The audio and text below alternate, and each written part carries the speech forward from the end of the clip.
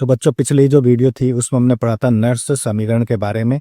हमने उसमें जो पूरा टॉपिक था वो डिटेल में सीखा था और जो न्यूमेरिकल थे वो भी हमने सीखे थे। आज जो हम पढ़ने वाले हैं वो पढ़ने वाले हैं गिब्स मुक्त ऊर्जा जो हमारे पास होगी एक तो हम वो पढ़ेंगे और एक जो साम्य स्थिरांक होगा वो हम पढ़ेंगे कि ये दोनों टॉपिक नर्स समीकरण पे कैसे बेस्ड हैं। और बात करते हैं जो मैंने पिछली वाली वीडियो बनाई थी उसमें मैंने एक क्वेश्चन भी आपको दिया था, तो अभी तक उसका आंसर आपके प्रति नहीं आया है। तो जब वो आंसर आप दोगे तब मैं आपको बताऊंगा कि आपका जो आंसर है वो सही है या गलत है। दे तो अब जो हमारे पास टॉपिक है वो है नर्स समीकरण जो हमने पढ़ा है, नर्स समीकरण तथा केसी, यानी नर्स समीकरण से हम केसी में संबंध कैसे बताएंगे। तो नर्स समीकरण में जो हमने पढ़ा था ई सेल और केसी आपने पढ़ा होगा, तो केसी को हम बोलते थे साम्य स्थिरांक। यह आपने पढ़ा होगा 11वीं में, साम्य स्थिरांक। तो केसी को हम बोलते हैं साम्य स्थिरांक। और नर्स समीकरण का जो सूत्र आया था, जो फॉर्मूला आया था, वहां पर इस केसी का क्या रोल होगा वो हम सीखने वाले हैं।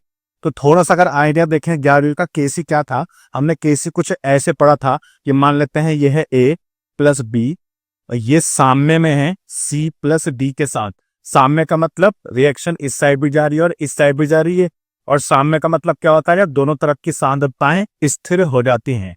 तो साम्य का मतलब सांद्रता का स्थिर होना, सांद्रता का स्थिर होना। तो तब आपने पढ़ा था कि केसी निकालने का तरीका होता है P अपॉन R, यानी ऊपर उत्पाद आएगा और नीचे अभिकारक आएगा। यह आपने पढ़ा था। तो उत्पाद कौन है C और D और अभिकारक कौन है A और B। तो केसी निकालने का तरीका था, उत्पाद तो आ जाएंगे ऊपर यानी C की सांद्रता और D की सांद्रता, अपॉन में क्या आ जाएगा A की और B की सांद्रता। तो ये आपने पढ़ा था कब, 11वीं में। तो यही सेम पैटर्न हम लेके चलने का 12वीं में। तो देखें 12वीं में जब आपने नर्स समीकरण पढ़ा था तो आपने पढ़ा अभी E cell is equal to E not cell minus 0.0591 upon n log P upon R. तो आप यहाँ ध्यान से देखें तो इस फॉर्मूले में कहीं ना कहीं पी अपॉन आर आ रहा है, और पी अपॉन आर को हम क्या बोलते थे, केसी बोलते थे। यानी रिएक्शन अगर साम्यावस्था में चल रही है तो साम्यावस्था में पी अपॉन आर को हम क्या लिखेंगे, केसी लिखेंगे। और केसी लिखने से समझ में आता है कि जो हम नर्स समीकरण पढ़ रहे थे, यानी जो हमने दो बीकर बनाए थे, वहां पे जो सांद्रता है वो क्या हो गई है, स्थिर हो गई है। और जब सांद्रता स्थिर होती है दोनों तरफ की, अगर सांद्रता स्थिर हो जाएगी तो इसका मतलब है जो पोटेंशियल है, जो विभव है ई सेल, वो हो जाता है जीरो। ये ध्यान रखेंगे। यानी साम्यावस्था पर ई सेल का मान कितना होता है, जीरो होता है, क्योंकि साम्यावस्था पर दोनों तरफ की जो सांद्रताएं हैं वो स्थिर हो जाती हैं, जिसपे विभव रुक जाता है, यानी ई सेल का मान जीरो हो जाता है। इसका मतलब अगर कोई रिएक्शन जो भी मेरे पास है अगर वो साम्यावस्था में चल रही है तो इस तीनों सेल का मान हम कितना रखेंगे, जीरो। और लॉग पी अपॉन आर को हम क्या लिखेंगे, लॉग केसी लिख देंगे। तो ओवरऑल जो फॉर्मूला है, मतलब ये तो तीनों सेल है, ई सेल का मान कितना हो गया, जीरो। तो इस केस में ई सेल का मान हो गया जीरो, और लॉग पी अपॉन आर को हम क्या लिखेंगे, लॉग केसी लिखेंगे।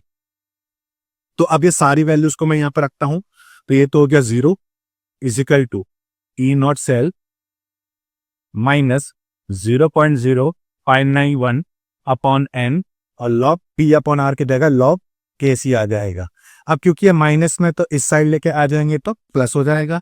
तो ये हो गया 0.0591 upon n log KC is equal to क्या आ जाएगा, ई नॉट सेल आ जाएगा। तो ये हो गया हमारे पास नर्स समीकरण पर आधारित केसी का मान ज्ञात करना। यानी इस फॉर्मूले से मैं केसी का मान ज्ञात कर सकता हूं, और जब भी केसी आएगा तो समझ जाएंगे कि केसी का मतलब है साम्यावस्था का केस चल रहा है, और साम्यावस्था पर ई सेल का मान कितना होता है, जीरो होता है। और केसी से हमें पता लग जाता है कि ये रिएक्शन कौन सी है, साम्यावस्था में है। तो जब भी आपको केसी का मान निकालना होगा तो इस फॉर्मूले को यूज करके हम केसी का मान ज्ञात कर सकते हैं। तो अब एक बात करते हैं, एक जो है न्यूमेरिकल करके देखते हैं ताकि आपको टॉपिक के समझ में आ जाए और अच्छे से देखें। न्यूमेरिकल जो आपके पास है उन मान लेते हैं कुछ ऐसे हैं, यानी जो प्रश्न है वो ये है, निम्न अभिक्रिया, निम्न अभिक्रिया के लिए सम्मिश्रण का मान निकाले। अब अभिक्रिया आपको कौन सी दी है, तो अभिक्रिया आपको दी है Cu plus 2Ag plus Cu2 plus 2Ag, और यहां पे जो आपके पास ई नॉट सेल का मान दिया है वो दिया है 0.46 वोल्ट। तो ये डाटा आपको दिया गया है और क्वेश्चन में क्या पूछा है, साम्य स्थिरांक का मान पूछा है, यानी केसी का मान आपको ज्ञात करना है। अगर मुझे केसी का मान निकालना है तो ये दोनों चीजें पता होनी चाहिए। तो ई नॉट सेल का मान तो दिया हुआ है 0.46, बचा क्या, एन, और एन का मतलब क्या था, इलेक्ट्रॉन की संख्या, या तो निकले हुए या तो आए हुए। तो क्यों जो हमें रिएक्शन है दी गई है इसमें चेक करते हैं। Cu किस में चेंज हो रहा है, Cu चेंज हो रहा है Cu2 प्लस में। कब चेंज होगा, जब 2 इलेक्ट्रॉन निकल जाएंगे, ठीक है। सेम ऐसी बात करें, 2Ag प्लस दिया है तो 2Ag प्लस किस में चेंज हो रहा है, 2Ag में चेंज हो रहा है। और 2 प्लस का मतलब हुआ 2 की कमी है, तो 2 निकले हैं तो 2 ये ले लेगा, तो तब जाके 2Ag में चेंज हो जाएगा। अब देखें कि इलेक्ट्रॉन कितने निकले, 2, और आए कितने हैं, 2, तो इसका मतलब हुआ कि n की वैल्यू कितनी आ गई, 2 आ गई, क्योंकि मैंने बोला है n का मतलब इलेक्ट्रॉन या तो निकलने वाले देख लो या फिर आने वाले देख लो। तो n का मान आ गया 2, और फॉर्मूला आपके सामने है, इस फॉर्मूले में हम रखेंगे।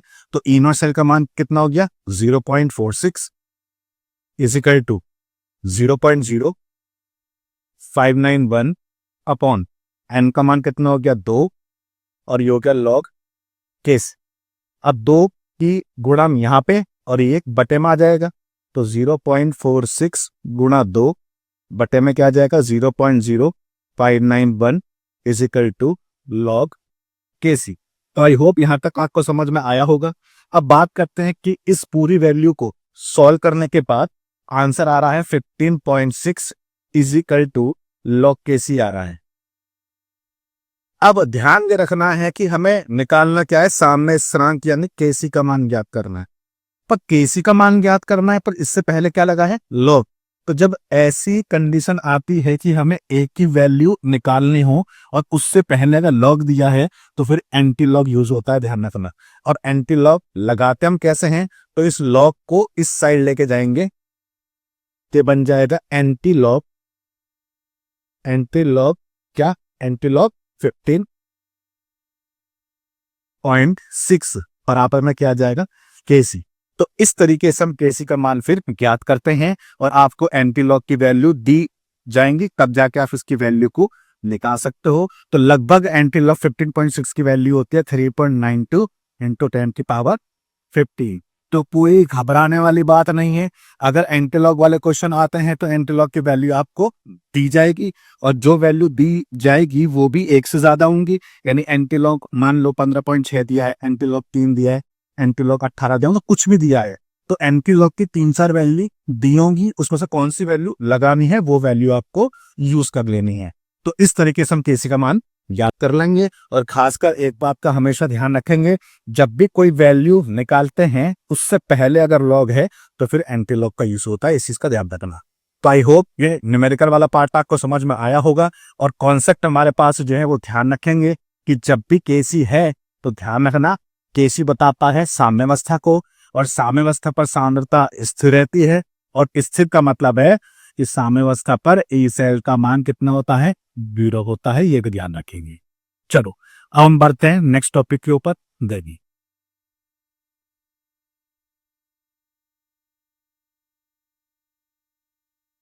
अब जो हमारे पास नेक्स्ट टॉपिक है वो क्या है, तो वो हमारे पास है डेल्टा जी नॉट तथा ई नॉट सेल में संबंध। अब यहाँ पे ये बताने वाली बात नहीं है कि नोट का मतलब क्या होता है, मानक। डेल्टा जी को यानी जी को हम क्या बोलते हैं, जी को हम बोलते हैं गिब्स मुक्त ऊर्जा। गिब्स मुक्त ऊर्जा, और ये आपने 11वीं में पढ़ा होगा कि गिब्स मुक्त ऊर्जा किसे कहते हैं। हालांकि मैं थोड़ा सा बता देता हूं।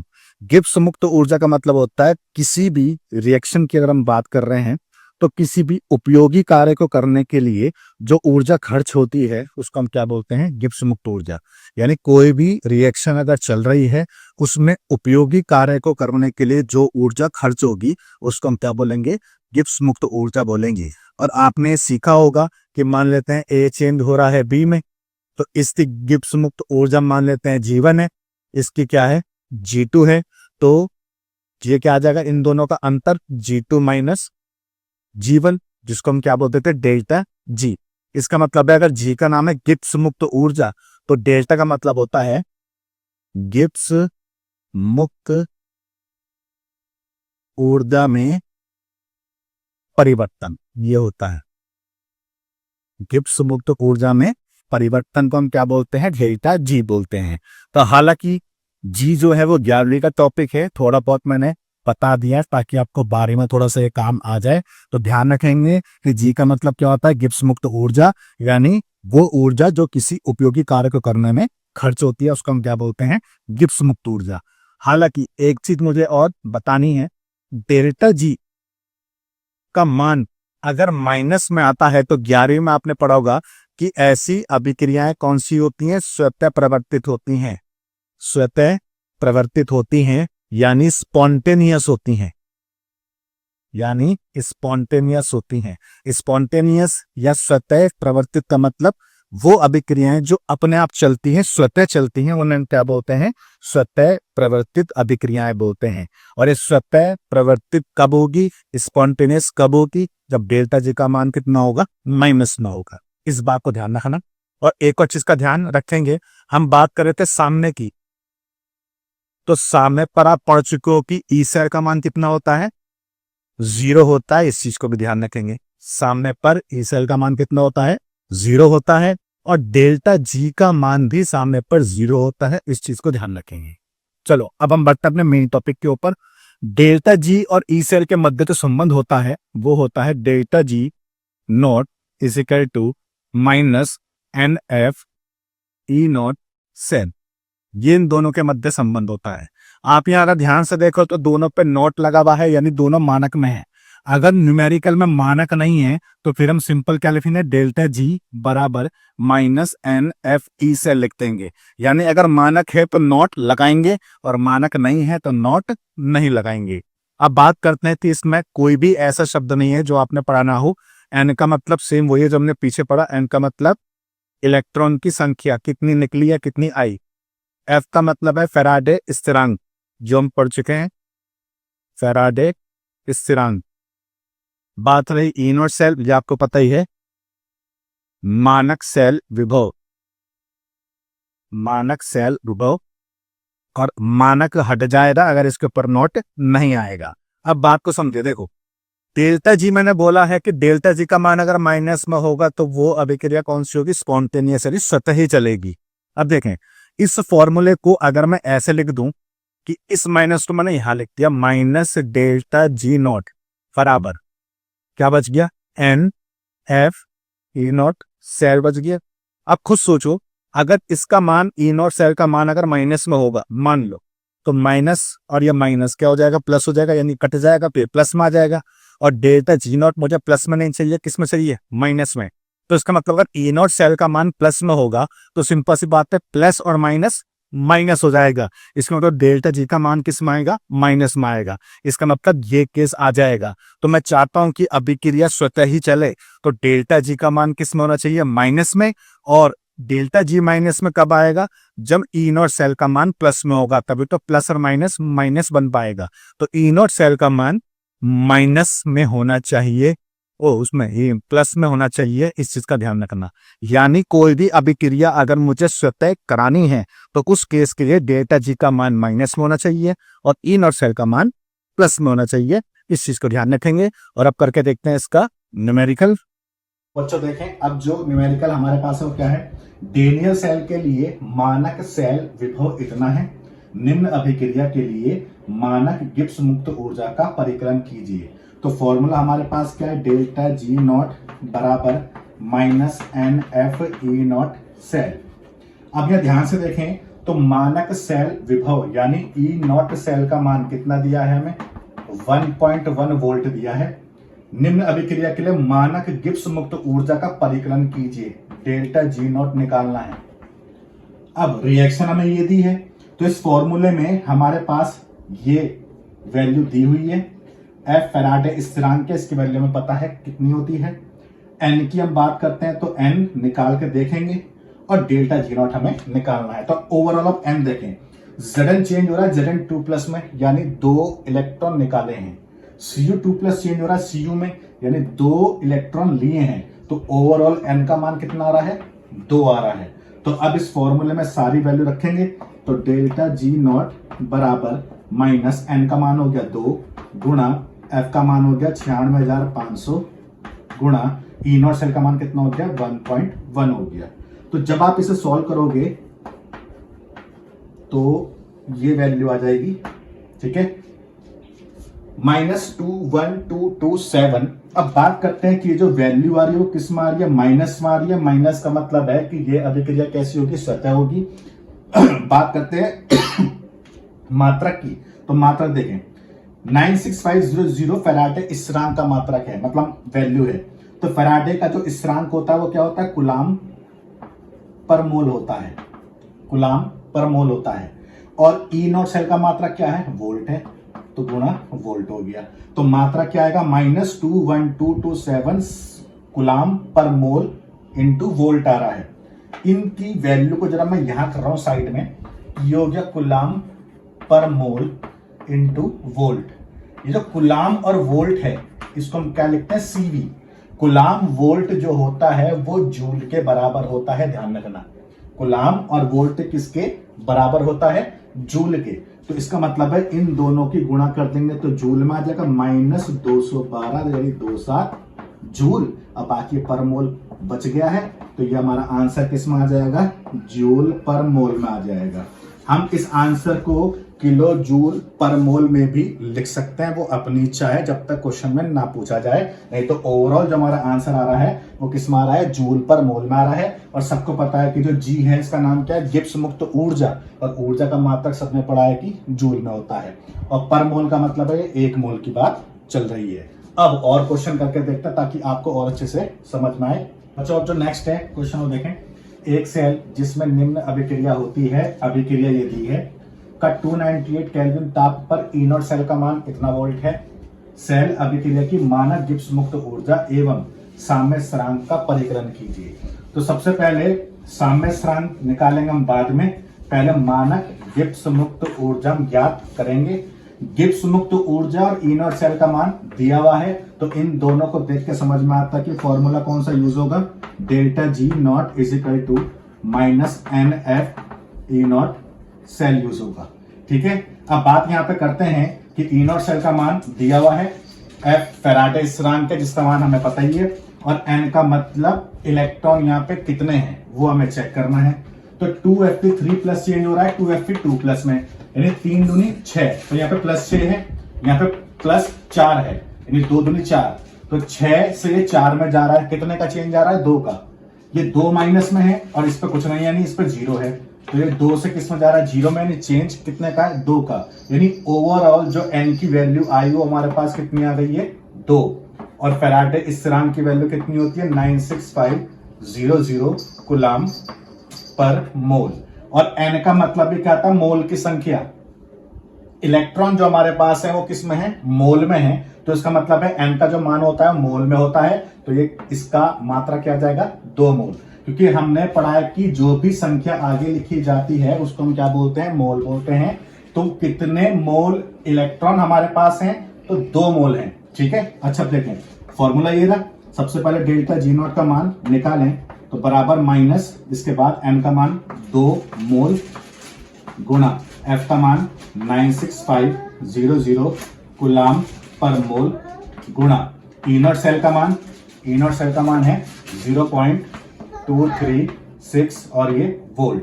अच्छा देखें, मोल से मोल कैंसिल हो गया, कूलाम और वोल्ट को हमने अभी पढ़ा था किसके बराबर होता है, जूल के। तो इसका मतलब है जो हमारा मात्रा क्या वो किस में आ जाएगा, जूल में। अब गुणा करनी है 2 की इसमें और इसमें, यानी इन तीनों की गुणा अगर हम कर दें तो वैल्यू आएगी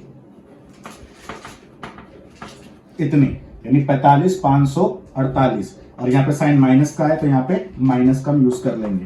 तो ये आ जाएगा डेल्टा जी नॉट का मान, इसमें आ जाएगा जूल में, और हम इस जूल को फिर किलो जूल में भी यूज कर सकते हैं। तो आपने पढ़ा है कि 1 किलो जूल बराबर कितना होता है, 10⁻³ जूल, यानी 1000 जूल के बराबर। और मुझे जूल को किलो जूल में अगर चेंज करना है तो वैल्यू जस्ट यहां लेके आ जाएंगे अपोजिट, तो 10⁻³ किलो जूल हो जाएगा। तो ये फिलहाल मेरे पास जूल में है और मैं इसको अगर किलो जूल में चेंज करना चाहता हूं तो 10⁻³ आ जाएगा। तो इसका मतलब बन जाएगा -45548 इंटू 10⁻³ किलो जूल। इस 3 को अगर हटाना है तो पॉइंट कहां पे होगा, यहां पे होगा, यानी 1 2 3, तो यानी -45.548 किलो जूल। तो ये आंसर हमारे पास जो है वो किलो जूल में आ जाएगा। तो इसका मतलब हम जो आंसर है वो जूल या किलो जूल दोनों में से किसी भी रूप में दे सकते हैं। हाँ, एक चीज को ध्यान रखेंगे, पिछले वाले न्यूमेरिकल में हमने आंसर लिखा था जूल पर मोल में, तो अगर हमने ये ध्यान नहीं दिया कि मोल से मोल कैंसिल होना चाहिए, तो वहां भी जो आंसर है वो किस में आएगा, जूल में आएगा। अब बात करते हैं, ये बच गया साम्य स्थिरांक। साम्य स्थिरांक का मतलब केसी। तो 11वीं में एक फॉर्मूला था जो कि डेल्टा जी नॉट और केसी के बीच था। तो क्या था, वो था डेल्टा जी नॉट बराबर -2.303 RT log केसी। ये फॉर्मूला था 11वीं में। ये जो फॉर्मूला था 11वीं में ऊष्मा गतिकी चैप्टर में था, तो वहां इस फॉर्मूले का हम यूज करेंगे यहाँ। तो डेल्टा जी नॉट का मान ये आ गया, ये हम यहाँ पे रखेंगे। बाकी सारी वैल्यूज आपको पता ही है, तो एक काम करते हैं, ये हो गया हमारे पास delta G not is equal to -2.303 RT log KC. तो यहाँ पे डेल्टा जी नॉट का मान किस में है, जूल में हम लेते हैं, तो यह आएगा -45548 is equal to -2.303 into R का मान कितना होता है 8.314 जूल पर केल्विन पर मोल। तो इसलिए मैंने यहाँ पे जूल वाली वैल्यू लिया ताकि जूल से जूल कैंसिल हो जाए। इंटू टी का मान कितना है 298, तो ये 298 आ जाएगा। बाकी क्या बच गया, लॉग केसी बच गया। अब करना क्या है, गुणा इन तीनों की होगी, इस माइनस से कैंसिल, तो ये 45548 और ये तीनों वैल्यू कहाँ जाएगी, अपॉन में आ जाएगी 2.303 इंटू 8.314 इंटू 298 इजिकल टू क्या हो जाएगा, लॉग केसी हो जाएगा। तो इसको जब हम भाग अब देंगे तो भाग देने के बाद वैल्यू आ जाएगी इसकी 7.983 इजिकल टू लॉग केसी। और मैंने अभी आपको बोला था कि जब भी केसी का मान निकालना हो और आगे लॉग है तो फिर क्या लगता है, एंटी लॉग लगता है। तो यहां पे लगेगा एंटी लॉग, मैं इसको यहां कर रहा हूं, एंटी लॉग 7.983 इजिकल टू क्या आ जाएगा, केसी आ जाएगा। अब मैंने आपको बोला था कि एंटी लॉग की वैल्यू आपको गिवन होगी, मिलेगी। फिलहाल मैं इसकी वैल्यू यहाँ पे लिख रहा हूं, तो इसकी जो वैल्यू है वो आती है 9.616 इंटू 10⁻7 आती है। तो ये केसी की वैल्यू ऐसे आ जाएगी, इस चीज का ध्यान रखना। केसी की वैल्यू कितनी है 9.616 इंटू 10⁻7।